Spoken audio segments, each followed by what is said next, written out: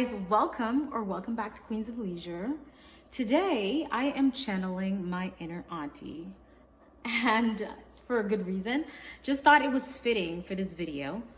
I was I was watching this quick video that was from the Today's News channel, and they did a survey that was done at the University of Ohio. And the verdict is out. Here are their findings. This is what they found, okay? They found that 62% of parents feel burnt out. 66% of parents out there are feeling lonely, overwhelmed, and isolated. 44% of parents feel like they have no connection and no help. Guys, this is so sad. It breaks my heart. You're probably thinking, okay, I'm child free. What does this have to do with me, Mars? Why are you telling us this? Well, growing up as an islander, there's this proverb that was circulating on the island, and you probably heard it already before. The proverb states that it takes a community to raise a village, to raise a child, which is true, which is a community. So I'm informing you guys because I feel as a child-free individual, we are a community. We are an extension to parents out there who don't have any help. Parents, speaking to you real quick also, if you're not struggling from separation anxiety and you're okay with this, then we're here.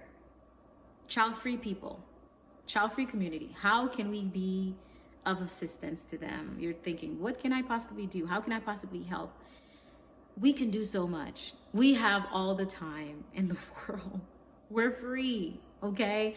There's so many ways we can assist, even in the smallest ways you may not think can actually be very impactful. For example, you can take your niece or nephews. Many of you may have nieces or nephews. I don't have any whatsoever. Thank God.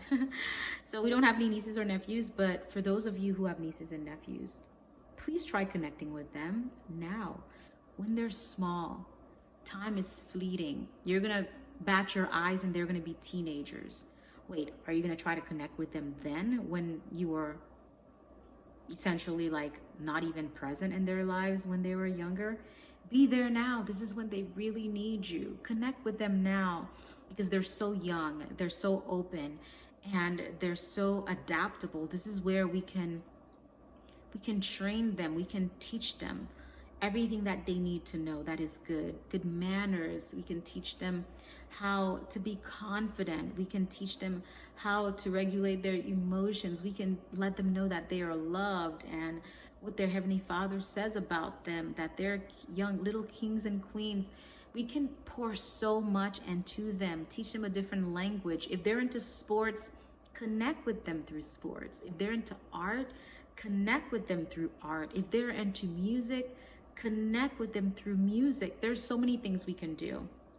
We can take them out for a sleepover if they are your children, if you know their parents well and they're okay with it. Some parents may not be okay with that, but if like you're an uncle and you're a niece to these kids and this is like your brother and your sister, yeah, let your niece stay over with you, maybe for one day during the weekend. Do you know what I mean? Or if it's your nephew, do the same. Now for us who are friends, we can take them out on a little play date, take the girls to do their nails. If they're girls, little boys, you can take them to like a nice little soccer game, like I said, if they're into sports. You can take them to run errands with you, depending on their age. Kids are adventurous. They don't really care that much, some of them, what you do, as long as they're able to just go and explore. They're all into exploration. Do that with them. Teach them about travel. If you're one who have traveled the world, and teach them, tell them different facts about the places you've been. Now they're gonna be this cool kid that just knows so much, and people are gonna be like, oh my goodness, like this kid is well educated and it's well cultured. there's so much we can do. There are parents out there, some of them, many of them, I'm sure, don't want to burden you with what's going on with their kids. They don't want to have you get involved because you have your own lives. Some of them feel like certain things, I don't want to say certain mistakes, happen, and they just feel like it's their responsibility now to take all of this upon them. But if you see the need, if you see that they're struggling, if you ask how they're doing and they're telling you that they're fine, guys, the eyes never lie. It's the soul. It's like the window to our soul. Like, many of us we don't make eye contact anymore. We're so disconnected from the reality, from the experience of being a human.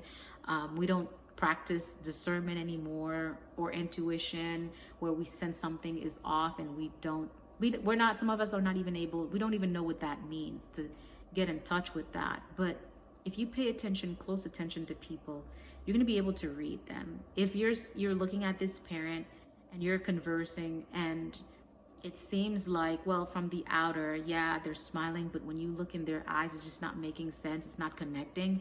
Like, it's dim, you can see the sadness. They're not okay. They're not okay. And some people are not comfortable talking about their feelings. That's okay. But you can go around it by trying to be a helping hand with their kids. If not their kids, bring them a cup of coffee, because they're going to need it. They're going to need it for their hyper kids. Some of them have kids that are just all over the place. You know, one parent, or that one friend that just have that kid that is just all over the place. I'll just leave it at that. You know, try to be there. Try to be an extension. We are a community. We truly are. That is what I believe in my heart. I truly believe that. And I'm an advocate for that. If you don't have any kids, it's for a reason. Even if you're child free, you still have purpose. I feel like you can still be impactful and still be there for another child. And guess what? When they grow up, there's so many people whose lives were touched, not by their parents. My life was touched by someone who was not my parent, my kindergarten teacher. Till this day, I remember this lady vividly. So these kids are going to remember you, and you don't have any kids. So be there now. You're sowing seed.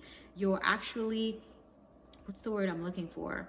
It's an investment. That's the word. You're investing in these kids' future, because for those of you who don't have kids, who's to say? You never know, like, who you're investing in. You're investing in future doctors, future teachers, future attorneys, future surgeons, future pilots. You never, never, never freaking know. So all that investment, it's going to pay back. Especially if you decide to not have kids, like, for good. This is not just like a season. You're saying you're child free. These kids are going to be the kids that's going to be there to lift you up, and sometimes in your darkest moments. So let's not give up on them. Let's not give up on their parents. If we can, we have the time. I'm not saying for you to go out of your way if you're not feeling good and you're trying to do this child-free good deed type of situation, type of thing. No. I'm speaking to those who have the time, who can make the time, who see the need, and you have that heart for that passion, and you have that calling. Go ahead. Like I said in my previous video, partner with them. All right? Let me know if you have any nieces or nephews, if it's something that you're already doing.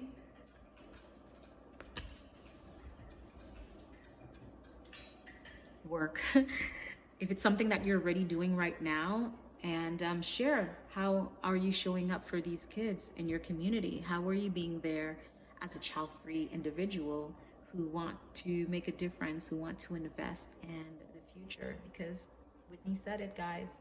She believed the children are the future, and they are. Until next time, guys, I'll catch you guys in another video. Bye for now.